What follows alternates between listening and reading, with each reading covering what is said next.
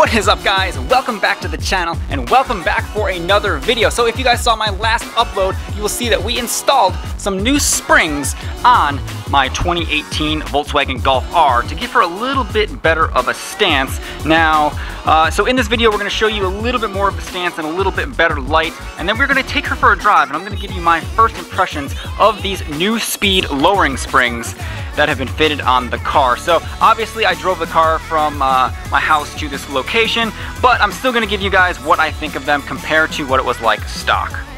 This probably won't be too long of a video. It's going to just be a short drive video, but first let's take a look at the actual stance of the car with the new springs.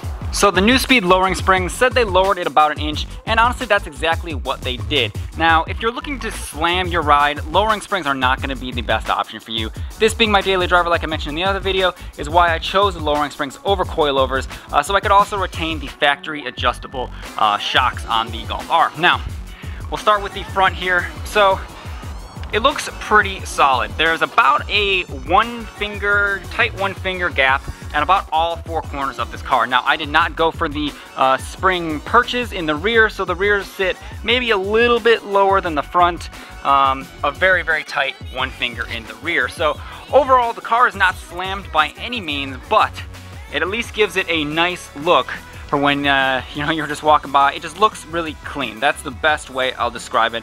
And I am pretty happy, especially for the cost. They were only around $220 I managed to get these springs for. So overall, I'm pretty happy with the way that they look on the Golf R. So without further ado, you guys are here to know my impressions on them and if you should maybe put them on your GTI or Golf R. So let's hop in and let's go for a drive. The next day. Alright guys, so we're going to set off here in the Golf R, but before I get into my opinions on the springs, I do want to say I apologize for not posting. It's been a while, been super busy with work and just life in general, so I apologize for that to my subscribers who are watching this video, but I will try to get back into the swing of thing here in the following weeks. Now, the best kind of review I can give on these new speed lowering springs is, imagine if you were driving in race mode all the time, and that's probably the most accurate description on how these springs are. So even in normal mode, it kind of feels like you were in race mode before. So overall, they are very comfortable springs. You know, they're not too harsh, but there's a noticeable difference on how firm they are, especially going to corners. There's much less body roll, which is quite frankly one of the main reasons why you even want to buy lowering springs to begin with. The stock springs are definitely kind of squishy. It makes it a very compliant ride compared to something like the STI or the Focus RS, especially the Focus RS, because that was a pretty rough ride in that car. So the Golf R has the most compliant ride, which I'm sure if you've been watching reviews on these cars, you already know. So these springs kind of make it more where it almost rides like a stock Focus RS. I don't know, so comparing it to something like that. But overall, definitely pretty happy with them. They did what I wanted them to do. They lowered the car down a little bit. They firmed up the ride a little bit. So overall, it's kind of a win-win. And I'm not sure how they're going to do long term. I'm sure they're going to do just fine considering they're not lowering the car that much. You know, lowering springs that slam the car down, they make the car look really good, but as far as how long your stock shocks and stuff are going to last, that's a different story.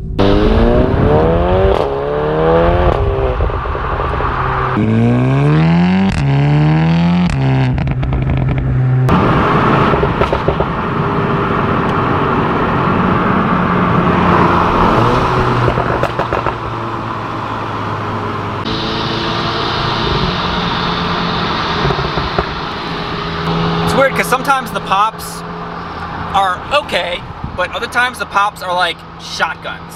So